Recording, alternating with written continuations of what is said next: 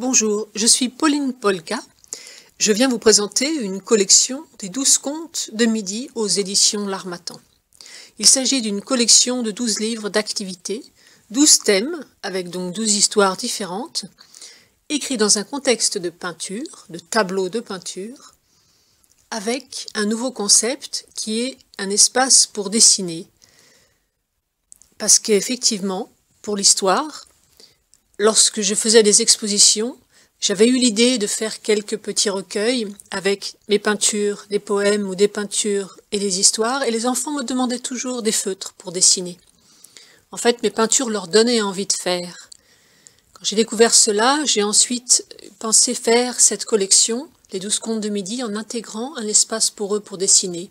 Ainsi, l'enfant crée son imaginaire dans ce livre, et ensuite, il est capable, ayant intégré l'histoire, de la jouer, de la mimer. Et donc ce support a des activités multiples, parce qu'ensuite, selon la sensibilité de l'enfant, il peut danser, le mimer, on peut le mettre en scène, et surtout, réaliser des objets avec eux. Parce qu'une histoire tourne souvent autour de 3-4 objets. Ce sont des contes sélectionnés, des contes de sagesse.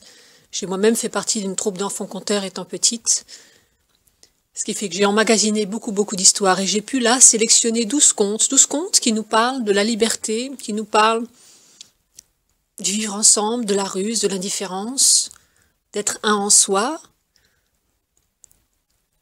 de la beauté, un certain nombre de thèmes, de valeurs humaines qui sont toujours d'actualité. Le but de ces 12 contes de midi, c'est simplement de faire vivre ce que j'ai découvert sur le terrain, c'est-à-dire un élan naturel d'avoir envie de faire, lorsqu'on se retrouve face à quelque chose fait de ses mains, réalisé de ses mains. C'est une méthode qui peut servir à la créativité, dans la mesure où l'enfant, du coup, s'exprime librement et développe son imaginaire. Ça apporte un plus. Cet imaginaire, tout d'un coup, il peut s'exprimer. Il y a un espace prévu pour. Et la projection est possible pour l'enfant. Voilà comment j'en suis arrivée là.